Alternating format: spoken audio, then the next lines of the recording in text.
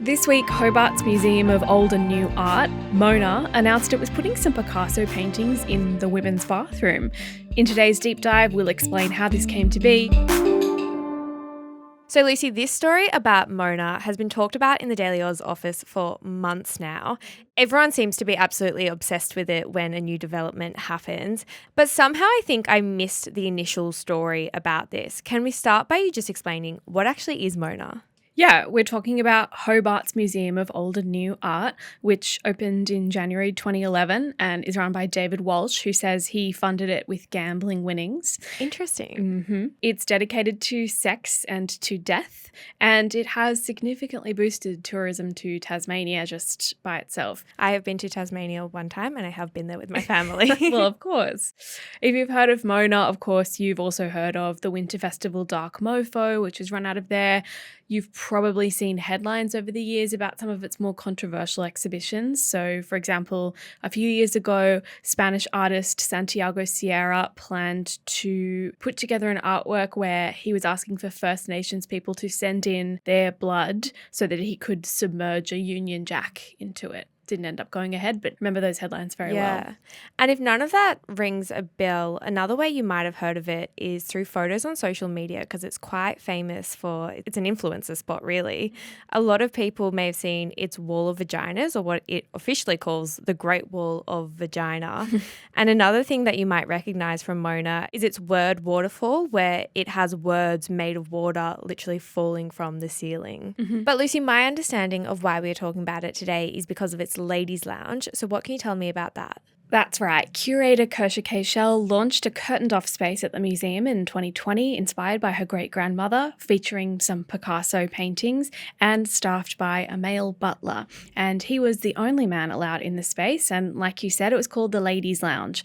To quote from court proceedings, which we'll get to in a minute, inside the Ladies' Lounge are artworks that may only be viewed within the Ladies' Lounge. It is itself an artwork, but it contains other significant artworks. The attendant permits entry to the Ladies' Lounge only by ladies. You could have high tea in there, you could drink champagne, and, in K-Shell's words, escape the patriarchy. It's interesting because so far it doesn't sound that controversial, but you mentioned court proceedings here, and I know I saw some coverage of a controversy. That's why the Daily Aus has been talking about it. So what happened? So the story dates back to April 2023 when a New South Wales man called Jason Lau bought a ticket to Mona. Jason Lau doesn't identify as a lady, so he wasn't allowed into the ladies' lounge. And then again, going back to those court documents, Mr. Lau was not happy with being refused entry. He had paid the full entry price for Mona, but was not able to experience the artwork contained within the ladies' lounge.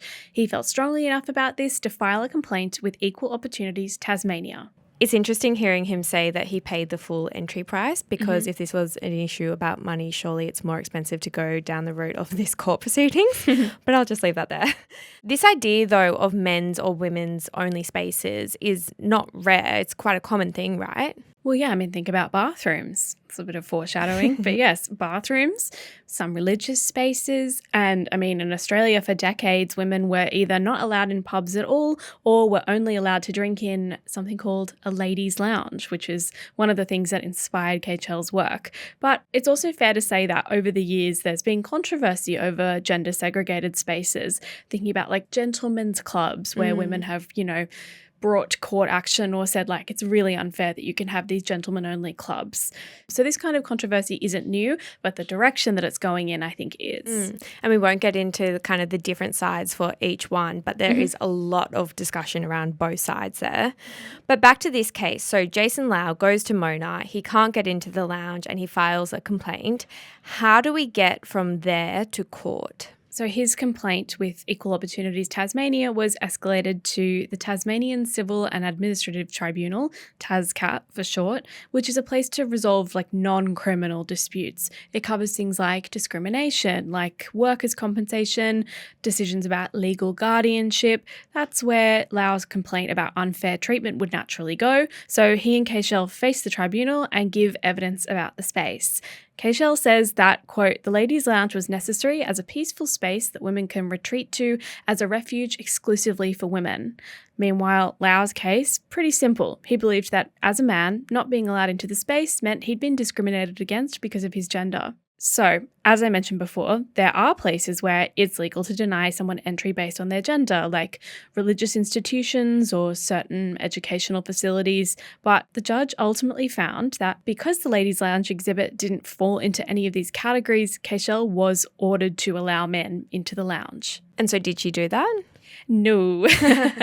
In an interview that's been published on the Mona website, she suggested the space could be used for Bible studies, so it would fall under the religious exemption. This was all very tongue-in-cheek. And then she later said she was planning to appeal the decision to the state's Supreme Court. But that's not what happened this week, right? What is the new development this week? No, this week she announced that Mona was launching a women's bathroom.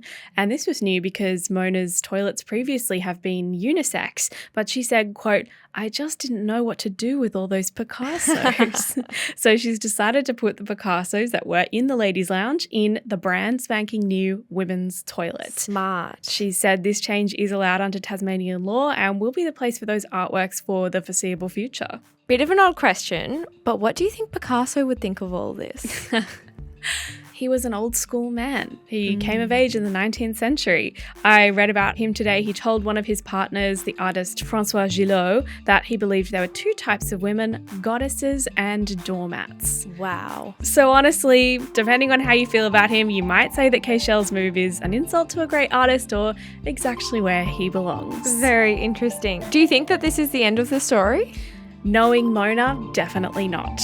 Yeah, I don't think that it's going to be the end of this story, and also not the end of gender-specific places either, like the Gentleman Lounge that you talked about before. It's definitely an ongoing discussion. Thank you so much, Lucy, for explaining that, and thank you so much for listening to this episode of the Daily Aus. If you're listening on YouTube, you can hit subscribe. We're trying to grow our channel there. And if you're listening on Spotify or Apple, you can press follow. It really helps us grow. Thank you so much. Have a great weekend, and we'll be back again on Monday.